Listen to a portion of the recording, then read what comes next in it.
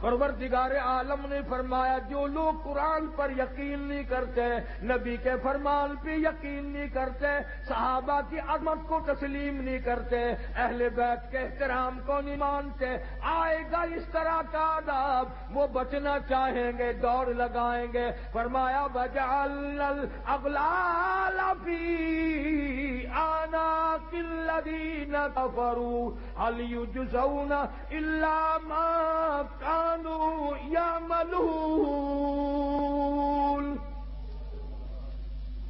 ان کے گلے میں ٹانک ڈال کر گھسیٹ کر جہنم میں پھینک دیا جائے گا اور آواز آئے گی اِنَّا أَعْتَدْنَا لِلظَّالِمِينَ۔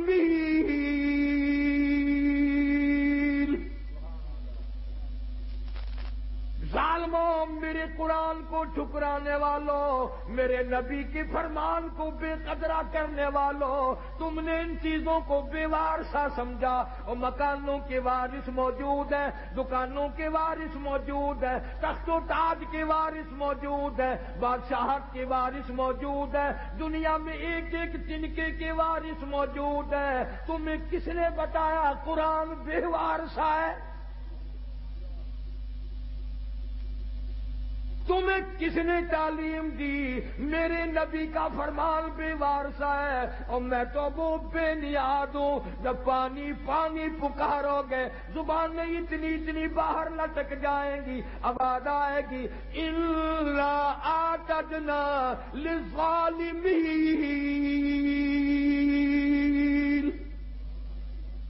احاط بہم سرادقها۔ میں نے بھی تمہارے لیے ایسا پانی تیار کیا گرما گرم کھولتا ہوا، وَإِن يَسْتَغِيثُوا يُغَاثُوا بِمَاءٍ كَالْمُهْلِ يَشْوِي الْوُجُوهَ۔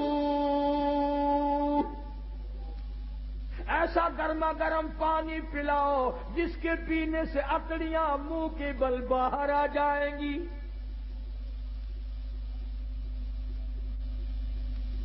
خدا کہتا ہے قرآن کا وارث میں ہوں، میرا کلام ہے۔ حدیث پاک میں آتا ہے، ارشاد فرمایا مدنی کریم صلی اللہ تعالی علیہ وسلم نے انسان نہ تھے، پرندے نہ تھے، آسمان نہ تھا، سورج نہ تھا، چاند نہ تھا، ستارے نہ تھے، دن نہ تھا، رات نہ تھی، فرشتے کہتے ہیں اللہ پاک کی زبان مبارک نے، خود خداوند کریم نے سورہ طٰہٰ اور سورۃ یاسین کی تلاوت فرمائی۔ فرشتوں نے کلام الہی سن کر 3 جملے فرمائے۔ کلام خدا کی زبان مبارک سے فرشتوں نے سنا، 3 جملے فرشتوں نے اب فرمائے۔ پہلا، کتنے مبارک ہوں گے، کتنے مبارک ہوں گے وہ لوگ جن کو یہ قرآن ملے گا۔ فرشتوں نے کہا کتنے مبارک ہوں گے وہ لوگ جن کو یہ اللہ پاک کا قرآن ملے گا۔ دوسرا جملہ فرمایا کتنے مبارک ہوں گے وہ کان جو اس قرآن کو سنیں گے۔ تیسرا جملہ فرمایا کتنے برکتوں والی ہوگی وہ زبان جن کی موت بھی آ رہی ہوگی، قرآن کی تلاوت بھی ہو رہی ہوگی۔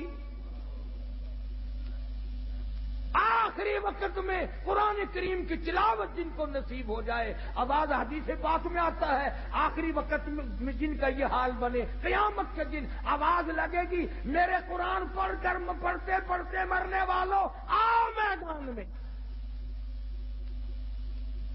سب لوگ میدان میں آئیں گے۔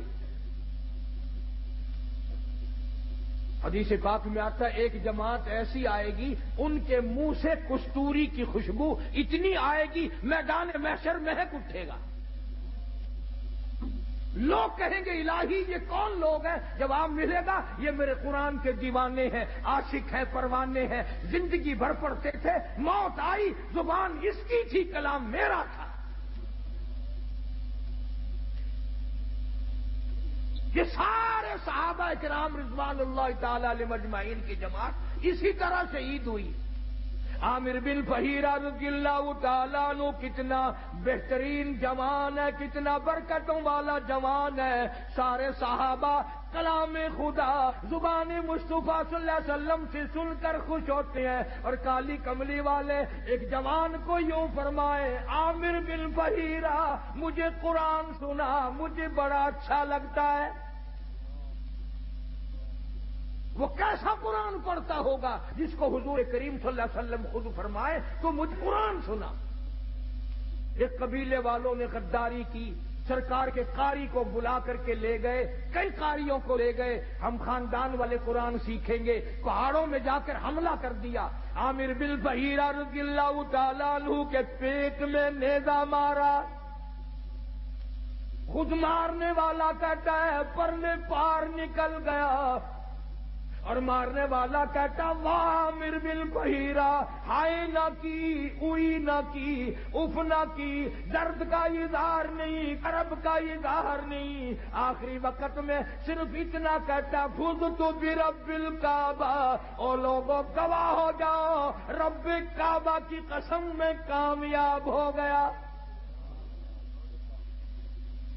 نیزہ نکالا، صحابی کی روح پرواز کر گئی. ایک صحابی بچ کر مدینے جانے میں کامیاب ہو گیا. اس نے جا کر کے حالات بتائے، میرے آقا عامر بن فہیرہ کو شہید کر دیا گیا. پہاڑی سے لوگ اترے، اس کی کھوپڑی اتارو، اس کا سر اتارو، اس میں شراب پیئیں گے.